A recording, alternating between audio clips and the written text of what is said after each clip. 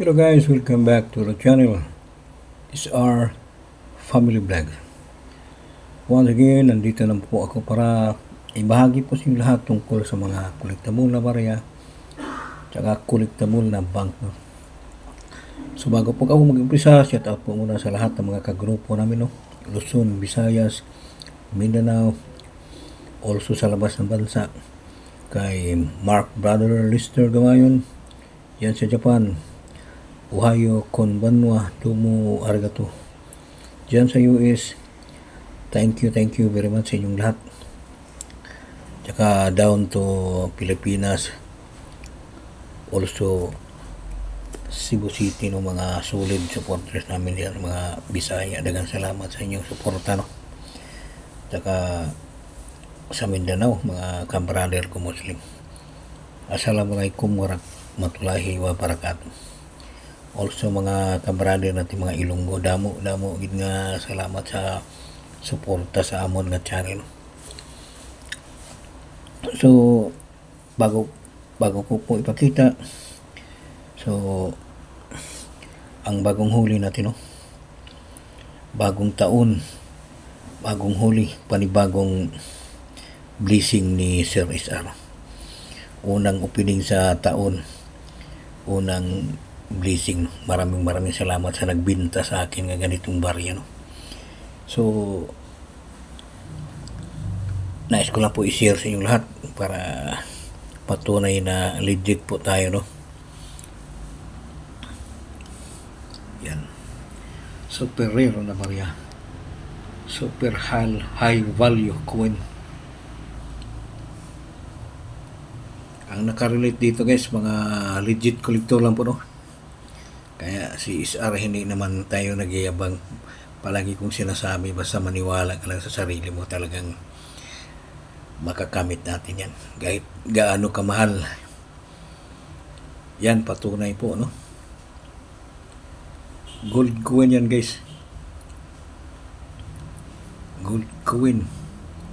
$5 United States of America. Yan po sa reverse, So ipakita po natin sa obverse para patunay sa mga viewers na bumibili pa tayo kahit anong klaseng barya. Error man, USPI coin, or hard to find. Also this kind of coins, gold coin. Yan guys, 1881. Yan, patunay guys. Hindi po kami nagyayabang dito na puro bili, Talagang may pinapakita po kami dito guys. Hindi lang puro picture. Yan. Bagong taon, bagong huli. Napakaganda Maria. So ilan lang kolektor dito sa Pinas na makakahawak ng mga gustong klaseng ginto na barya. Kaya kami dito simpleng kolektor lang, pero talagang legit po kami dito. Hindi lang puro bili na mga kumo, Sana mga followers namin, wag na po kayo magsawa manonood sa channel namin dito. Dito po kayo makakuha ng idea, Yan.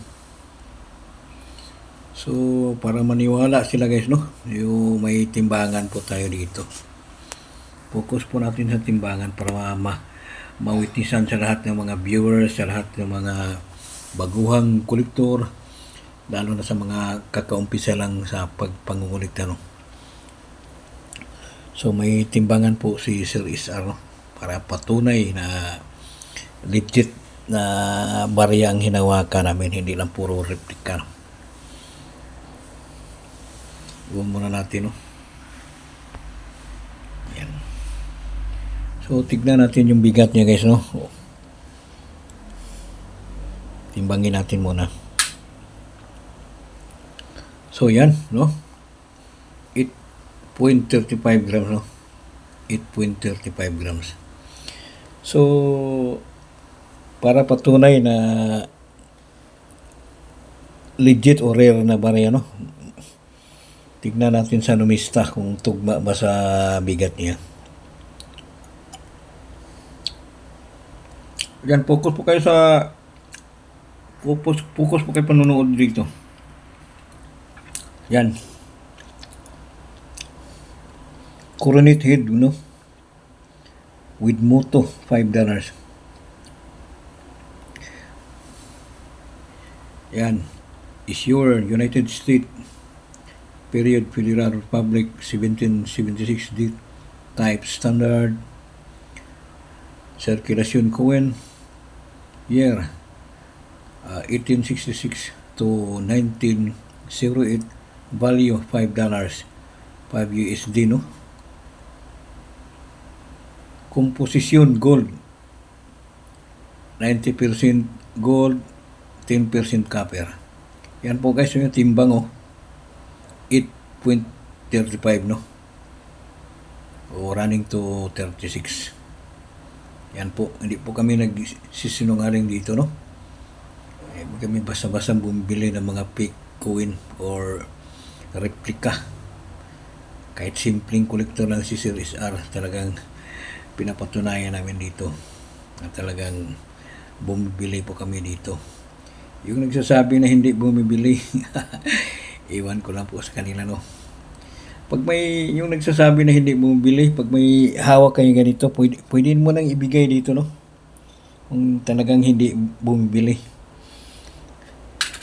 Hindi basta-basta yan ibibigay yan, guys, mga ganyang high value na barya. Yun, hanapin natin sa year, no? Compare natin sa 1881.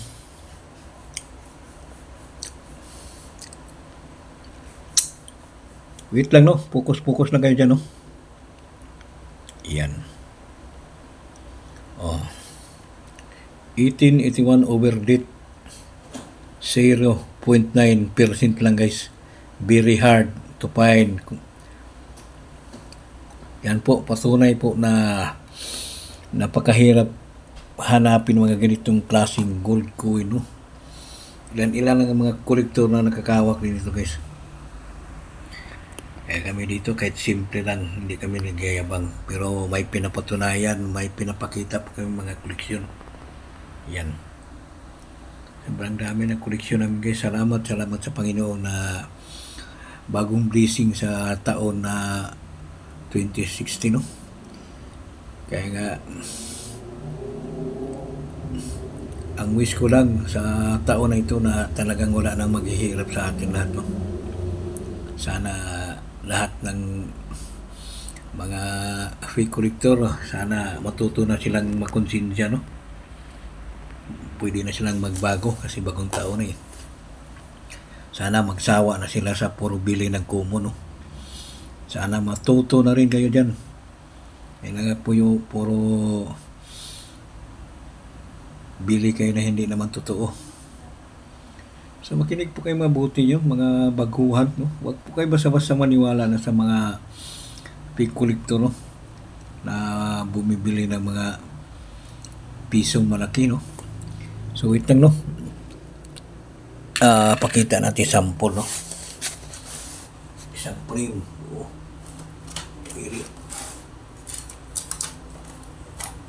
Wait lang, no?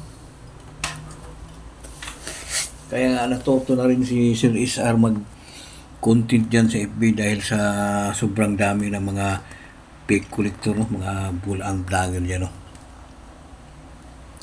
Yan, patunay na talagang nagbubuo po kami dito. 100% legit collector po kami dito, guys. Hindi kami basta-bastang bumibili nito na individual, mahal, no? Marami dyan, nag-uusbungan na. Marami nang naghahawa dyan sa mga ganyang puro bili, mga ganito, mahal, pisong malaki. So, si Sir SR ay nagbibigay lang ng tamang impormasyon, no? Para sa inyong lahat, mga viewers. Huwag po kayo basta-basta maniwala ng mga ganyan. Wala pong katotohanan yan, guys, no? Individual, ganito, isang piraso, may bumibili 2,000. Yan, nandito lahat yan, guys, no? Pero sinasabi namin dito na mahal, no? Yan. kami dito ay nagbibigay lamang ng tamang impormasyon para yung mga baguhan, mga walang kalam-alam tungkol sa barya ay matututo din sila, no? Sana payo ko sa inyo lahat, no, mga viewers, pag may hawak po kayo ng mga barya, pwede kayong mag-research, no? Research kayo para hindi na kayo maluluko sa mga bulaang vlogger, no? Pwede kayong mag-research, punta kayo sa numista.com kung anong hawak nyo na barya, no? Para patunay na may value pa yung hawak nyo barya, no? So, balikan natin, no?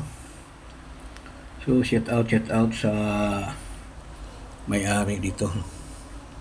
Sir, thank you very much sa barya mo. Kaya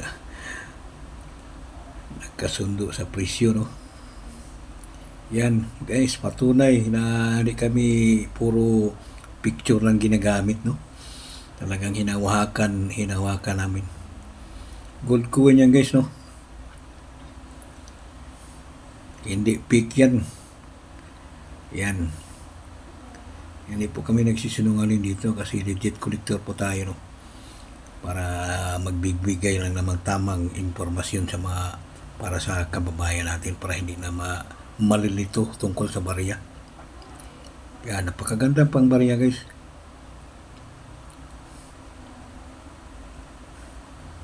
So, bibihira lang mga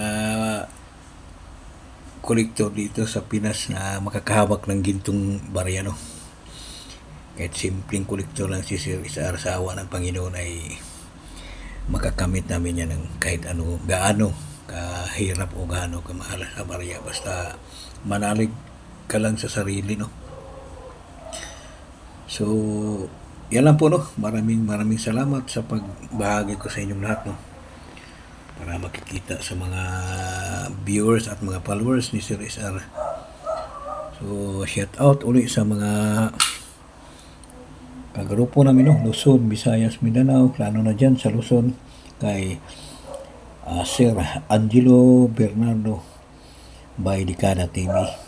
Pwede kayo mag-follow sa FB page niya, no? Dekada TV. Tsaka kay Busto yung shout out po sa inyo lahat yan, mga legit collector dyan, sa mga tabi-tabi dyan. Hindi ko na may mention lahat, no? Basta legit collector. So, thank you very much. Lalo sa mga buguhang kolektor, patuloy lang po kayo sa pagpangungulita, huwag po kayong magpawala ng pag-asa, no? Tuloy-tuloy lang, talagang makakamit nyo yan. Kasi si Sir Isar ay nag-umpisa din sa wala, no? So, hindi namin iniisip na